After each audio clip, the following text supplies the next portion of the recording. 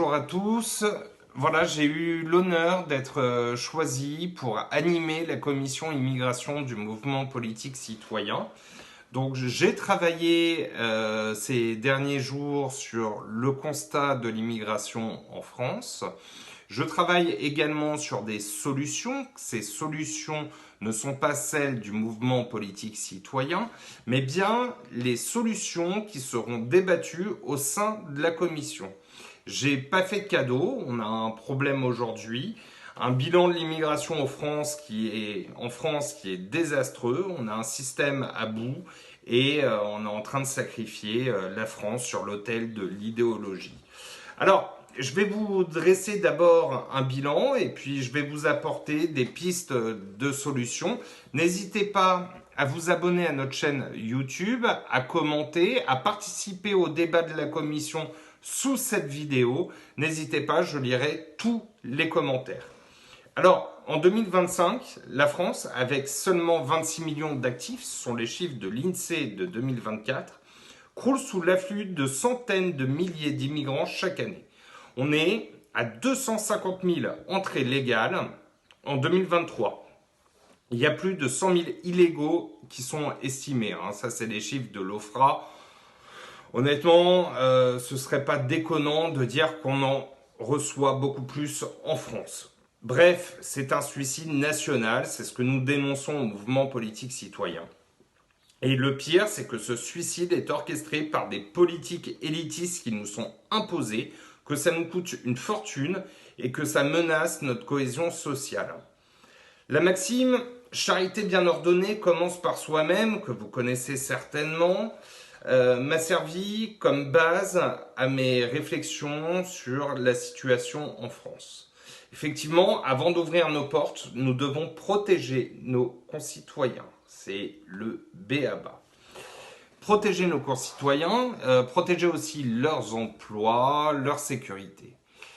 Ce bilan de l'immigration expose le soutien aveugle, le fardeau financier. Donc je vais vous parler aussi de l'AME, de la fraude sociale et la surreprésentation en délinquance des étrangers, ce qui démontre que cette politique migratoire incontrôlée est en train littéralement de détruire la France.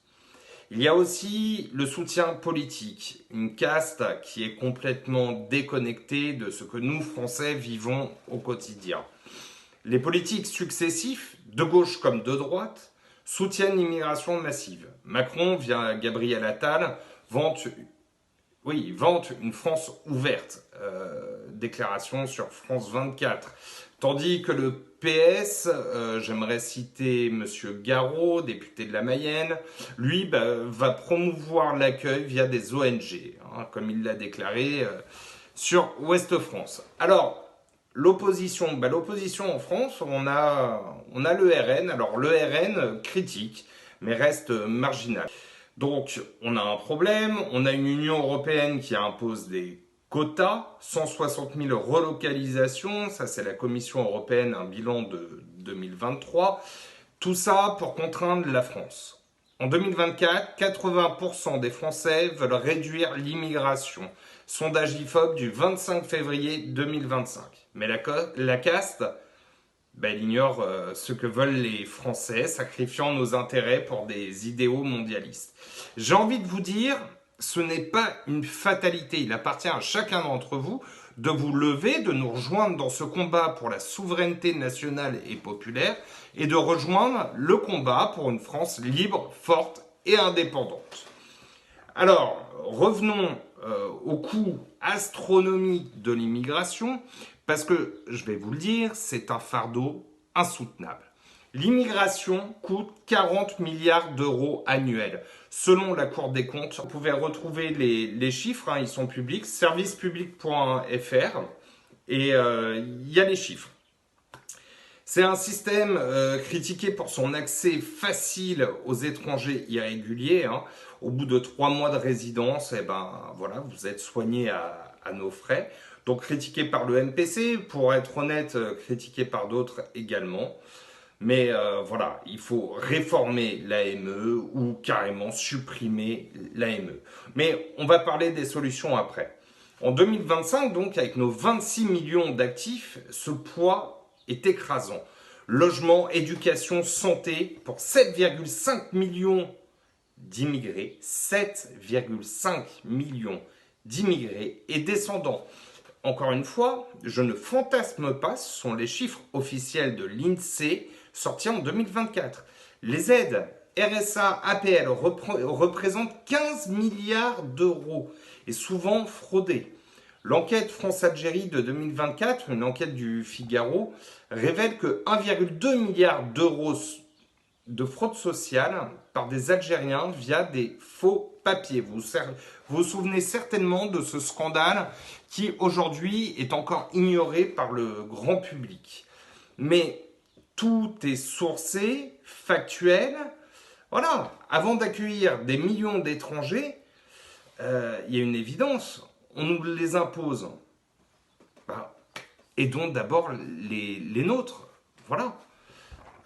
Et puis arrêtons de subir les fraudes massives de ces gens qui n'ont aucun scrupule et qui crachent sur le drapeau français dès qu'ils en ont l'occasion.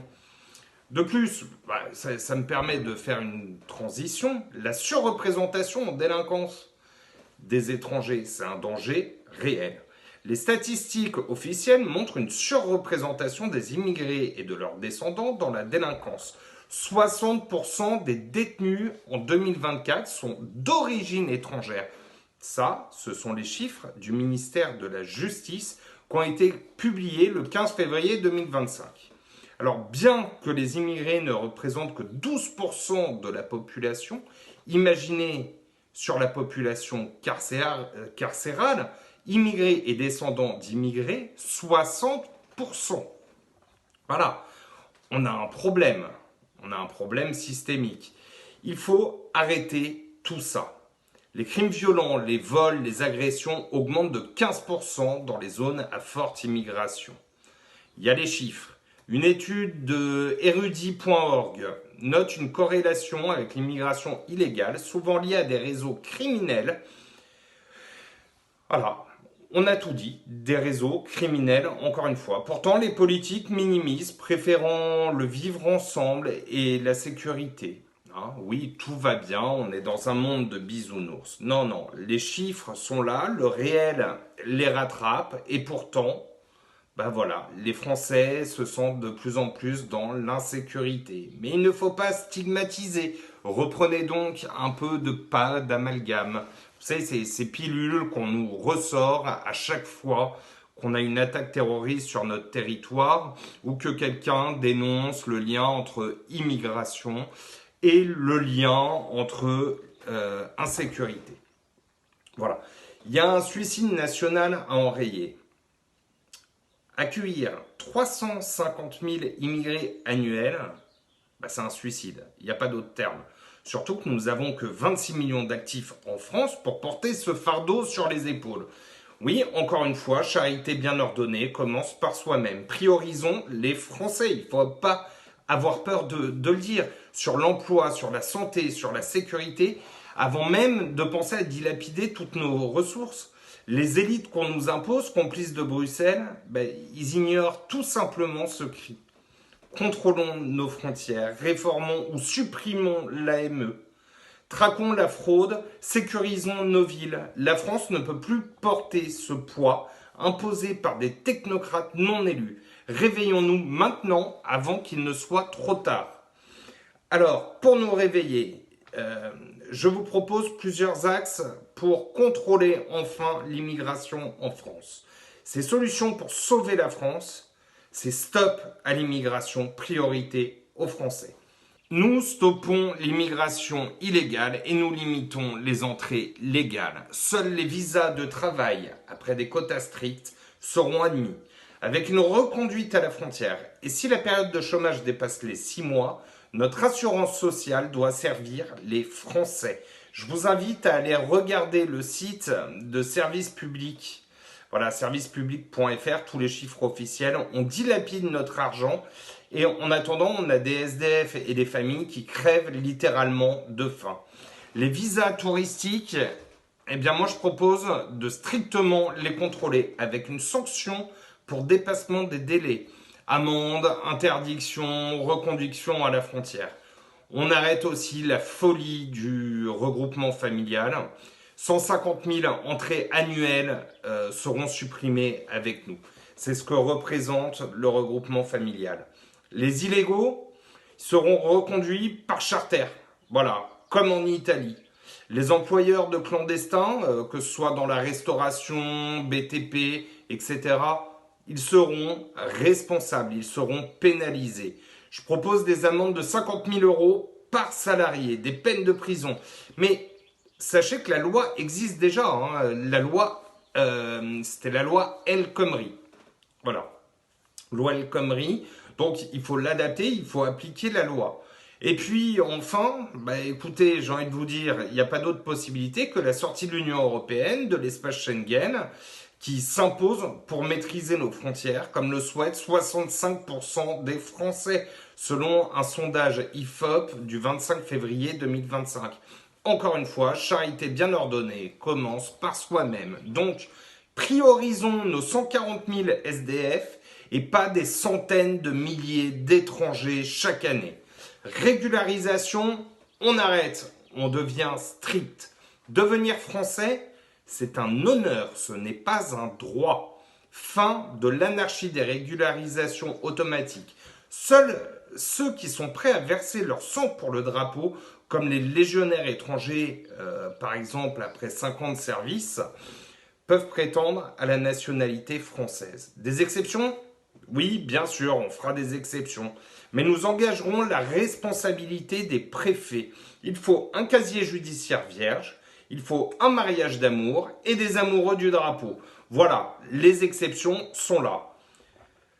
En fait, cela va servir à récompenser le sacrifice et pas l'opportunisme. Les autres, sans lien historique ou familieux profond et remontons avant 1945, resteront des étrangers.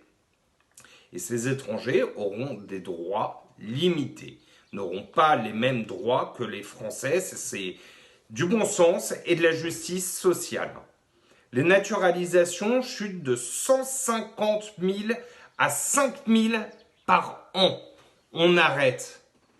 On ne peut plus supporter ça sur l'épargne et les épaules des Français.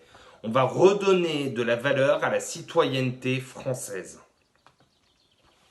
Fin des aides sociales pour les étrangers, RSA, APL, tout ça c'est 15 milliards d'euros. Hein. Il suffit de voir la Cour des comptes. Voilà. Il faut, si vous voulez, qu'on arrête aussi de saigner notre système de santé. Nos hôpitaux s'effritent, il ne faut pas en rajouter. On arrête l'AME qui coûte 7 milliards. Et puis on s'occupe de nos déserts médicaux, on s'occupe de former nos médecins. Voilà, on arrête de faire venir toute la misère du monde, on n'en a plus les moyens. Enfin, il existe, c'est vrai, des gens persécutés dans leur pays. Et le droit d'asile, je pense, doit avoir lieu et doit rester sanctuarisé. En revanche, les réponses doivent aller plus vite. Nous ouvrirons des centres d'accueil pour réfugiés. Oui, mais la justice devra trancher sous 3 mois. L'arme diplomatique doit être privilégiée pour assurer une pérennisation des demandeurs d'asile. On peut même envisager des ouvertures de centres d'accueil protégés dans le pays d'origine. Accord entre la France et le pays dès que c'est possible. Et si le pays enfreint les droits de l'homme, on part sur des sanctions économiques raisonnées et surtout justifiées. Il faut aussi éradiquer les complicités. J'ai en tête certaines ONG, par exemple, les ONG pro-migrants, financées à 500 millions d'euros annuels. Vous avez les chiffres, c'est érudit.org. Les ONG, avec nous, elles seront supprimées et leurs responsabilités seront mises en avant. Ils seront responsables pénalement. Proposons des peines de 5 ans d'emprisonnement, des amendes de 100 000 euros. Oui, on parle quand même de trafic d'êtres humains. Mais alors, qu'est-ce qu'on fait ? Il faut des sanctions systématiques, de la prison ferme et des expulsions. Les délinquants étrangers, et descendants d'étrangers, donc 60% des détenus. Mais ce chiffre, vous le trouvez sur le site internet du ministère de la Justice. Hein, rien n'est inventé. Donc voilà, il faut les expulser. Cette fermeté, elle aura pour conséquence de protéger nos rues, où 50% des Français se sentent aujourd'hui en insécurité. Sondage IFOP de cette année, encore une fois. Oui, alors chaque année, ces chiffres, ce sentiment d'insécurité dont on nous parle, augmente. Hein. Les Français ont une autre vision de la réalité que cette caste complètement déconnectée. Charité bien ordonnée commence par soi-même. Alors aidons aussi nos 3 millions de familles en situation précaire et arrêtons de financer des réseaux criminels. Donc, priorité aux Français. Une France pour ses enfants. On va aider nos enfants. Offrons un avenir en investissant dans nos SDF, par exemple, nos chômeurs, 2,3 millions. Alors, on sait très bien que les chiffres sont complètement dégonflés pour offrir un meilleur bilan aux politiques actuelles qui auront la prétention de se représenter. Alors peut-être que ce sera le copain, peut-être que ce sera un autre parti, mais ce sont les mêmes. Ça fait des décennies qu'on vit ça et il ne faut pas se leurrer. On s'occupe des SDF, des chômeurs. On va s'occuper aussi des quartiers. Il y a des quartiers, des campagnes qui sont complètement désertées, des déserts médicaux. Si nous n'avons pas les moyens d'aider les autres, on peut aider les nôtres. Et les autres, si on a les moyens de le faire, eh bien, on les aide en priorité chez eux quand c'est possible. Comment ? L'aide au développement. On pourrait consacrer 1% du PIB avec des partenariats commerciaux et travailler sur l'implantation de missions locales, mais pas d'invasion. On arrête l'invasion. La France doit en priorité sauver sa civilisation, son histoire, sa grandeur. Elle ne doit pas dilapider son héritage pour une idéologie mondialiste. Il faut reconstruire la France d'abord, puis nous tendrons la main aux autres après. J'ai envie de conclure en vous disant que la France, quelques chiffres clés, c'est 26 millions d'actifs. On ne peut donc pas porter sur nos épaules ce fardeau migratoire. Stoppons donc l'immigration. Il faut un peu de courage politique et nous, au mouvement politique citoyen, nous avons ce courage. Il faut contrôler nos frontières, réformer la citoyenneté, éradiquer la fraude et les ONG dont je vous ai parlé tout à l'heure. Priorisons nos Français, nos enfants, réformons tout cela en gardant en mémoire, charité bien ordonnée commence par soi-même. On arrête, si vous voulez, de disparaître avec cette politique élitiste européenne qui est complètement suicidaire. Et pour ceux qui veulent participer à notre travail pour une France libre, forte et indépendante, pour ce programme que nous construisons, un programme de bon sens, je vous invite à nous rejoindre au mouvement politique citoyen. Nous sommes présents sur l'ensemble du territoire. On travaille sur ces politiques, sur différents sujets, des mesures de bon sens. On a les solutions, on a besoin de vous. Merci beaucoup. N'hésitez pas à partager sous cette vidéo. Merci.